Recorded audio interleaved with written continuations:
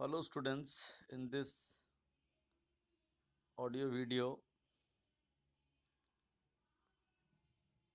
we will move ahead because we have discussed up to nature of accounting standard, objective of accounting standard.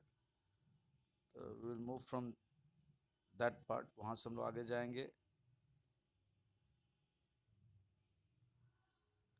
Accounting principles already discussed.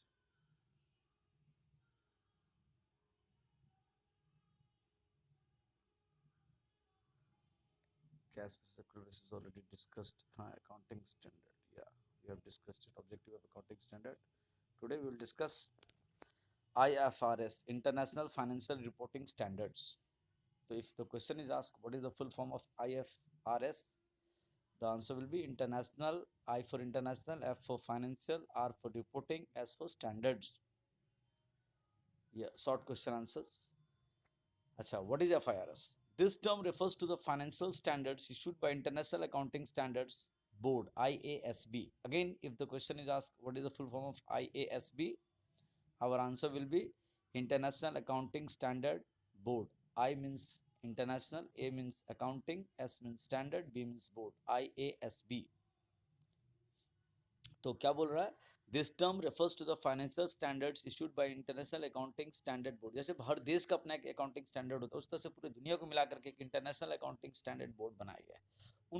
उनके द्वारा उस संस्था के जो भी financial standard set किए जाते हैं उस संस्था के द्वारा, उसी को इंटरनेशनल फाइनेंशियल रिपोर्टिंग स्टैंडर्ड कहा गया. It is the process of improving the financial reporting internationally to help the participants in the various capital markets of the world and other users. हाँ, अगर मान लीजिए दुनिया के एक से अधिक देश एक साथ उठते बैठते हैं जैसे कैपिटल मार्केट में, तो जैसे एक देश के लोग एक भाषा में अकाउंटिंग स्टैंडर्ड मैंने एक तरह से अकाउंटिंग प्रेजेंटेशन करते, उसी तरह से जब इंटरनेशनल कैपिटल मार्केट में कई देश मिल करके बिजनेस में पैसा इन्वेस्ट करते हैं, या तो इन्वेस्ट करने से पहले किस बिजनेस ऑर्गेनाइजेशंस का फाइनेंशियल ट्रैक कैसा है, अकाउंटिंग स्टेटमेंट कैसा, उसको अगर उसमें यूनिफॉर्मिटी नहीं रहेगी तो फिर कैसे होगा. तो वो यूनिफॉर्मिटी कैसे हो दुनिया भर के देश के अपने अपने बुक्स ऑफ अकाउंट में, जब वो इंटरनेशनली एक साथ कंपेयर करेंगे तो वो सारा गाइडलाइंस एक तरह से अकाउंटिंग स्टैंडर्ड जैसा IFRS है. और ये इशू करने वाला कौन है? IFRS, IASB, international accounting standard board. IFRS based financial statements. Following financial statements are produced under IFRS. जो इंटरनेशनल फाइनेंशियल रिपोर्टिंग स्टैंडर्ड है उसमें निम्नलिखित स्टेटमेंट सब देने पड़ते हैं. पहला, स्टेटमेंट ऑफ फाइनेंशियल पोजीशन, आपका आर्थिक स्थिति के बारे में. The element of this statement are assets, अपने एसेट्स को दिखाओ, अपने लायबिलिटीज दिखाओ. इक्विटी मींस ओनर्स कैपिटल दिखलाओ. तो दुनिया के सभी देश जब एक जगह दिखलाएंगे तो दिखाने का तरीका एक होगा. दो, comprehensive income statement. The element of the statement are revenue and expense. वही मैंने statement of profit and loss account जिसको कहते हैं इनकम स्टेटमेंट कहते हैं, इसमें आपके इनकम क्या है और आपके एक्सपेंसेस क्या है वो सारे दिखाना पड़ेंगे. फिर है third, statement of changes in equity. ये जो ऑनर्स इक्विटी था इधर में, वो इक्विटी में साल भर में कैपिटल में कैसे क्या बदला हुआ है, क्यों ये बढ़ा क्यों ये घटा, उसका detail statement of changes in equity. Fourth, statement of cash flow. Cash flow में साल भर में financial activity, investment activity, operating activity से कहाँ कितना पैसा आया गया उसका एक statement. Notes and significant accounting policies. और फिर आपने साल भर क्या क्या आपकी अकाउंटिंग पॉलिसीज की खास बात रही थी, कुछ कंटिजेंट लायबिलिटीज हो एक्सेट्रा, ये सब कुछ विशेष बात जो आपके बिजनेस की हो वो नोट्स में प्रोवाइड करेंगे. तो ये अगर क्वेश्चन पूछे कि व्हाट आर द क्या कहते हैं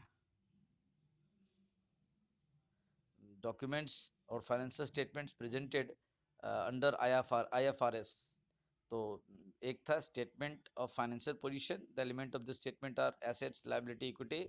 and the second is comprehensive income statement. The element of the statement are revenue and expense. And third, the statement of changes in equity. Equity means capital. Fourth, statement of cash flow. Fifth, notes and significant accounting policies. So here we discussed what is IFRS. What are the documents or financial statements presented.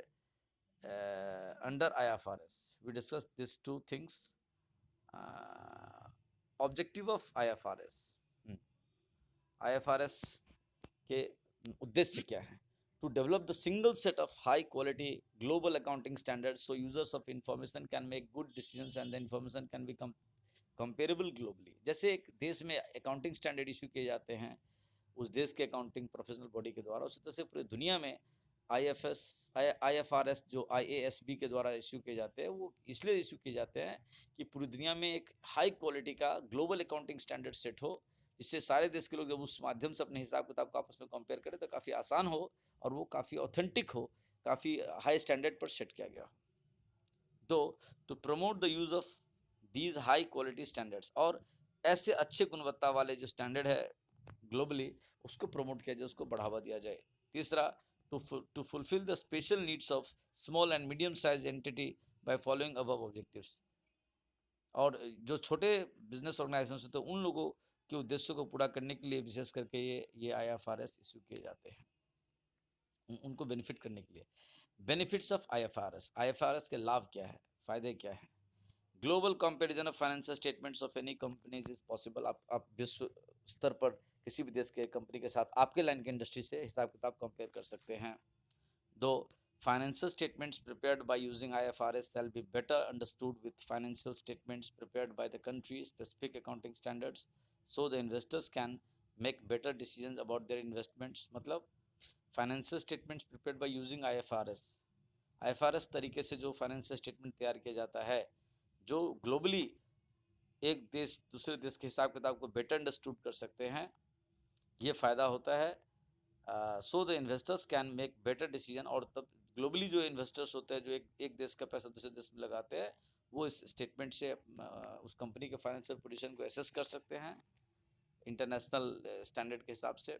Third, industry can raise और invest their funds by better understanding कि financial statements are there with IFRS। हाँ, जिस industry का accounting statement IFRS के पास या IFRS के तरीके से बनाया गया है, तो उसको इंटरनेशनल लेवल पे लोग देखते हैं, समझते हैं, तो इंटरनेशनल मैटर पर उनको कोई भी किसी को इन्वेस्ट करने के लिए प्रपोज करना है या इनको कहीं जाके प्रपोज इन्वेस्ट करना है, तो सब करना आसान हो जाता है। Fourth, accountants and auditors are in a position to render their services in countries adopting IFRS। हाँ, और accountants और auditors जो IFRS के बारे में अंडरस्टैंडिंग है, नॉलेज रख लेते हैं, तो उनको वहाँ दूसरे देश मैंने इंटरनेशनली जॉब मिलता है, जैसे IMF में मिलता है, इंटरनेशनल मॉनेटरी फंड में। By implementation of IFRS accounting and auditors can save the time and money, और पूरी दुनिया के देश अगर IFRS सिस्टम को भी फॉलो करेंगे तो जब इंटरनेशनल लेवल पे हिसाब किताब को कंपेयर करेंगे तो उसको अलग से मेहनत नहीं करना पड़ेगा। ऑलरेडी पहले से अगर अकाउंट मेंटेन्ड है तो किसी भी इंटरनेशनल सेमिनार में या किसी पर्पस के समय उनका ऑलरेडी वो बुक्स ऑफ अकाउंट रेडीमेड है, तो कंपेयर कर सकते हैं। Sixth, firm using IFRS can have better planning and execution. It will help the management to execute their plans globally। बिल्कुल सही बात। जो पहले से भी इंडियन अकाउंटिंग स्टैंडर्ड तो प्रैक्टिस कर ही रहे हैं मान लीजिए, और अपने अपने देश के अकाउंटिंग स्टैंडर्ड के अलावा अगर वो IFRS का भी अकाउंटिंग स्टैंडर्ड फॉलो करते हैं और उसके माध्यम से भी अपना हिसाब किताब करते हैं, तो ग्लोबली अगर उनका कोई प्लान होता है बाहर इन्वेस्ट करने का या किसी को अपने यहाँ इन्वेस्ट करने के लिए अट्रैक्ट करने का, तो उनका जो बिजनेस का एक्सपेंशन प्लान या इन्वेस्टमेंट प्लान होता है वो बड़ा आसान हो जाता है। So in this way, we have discussed IFRS. Thank you. Read it carefully.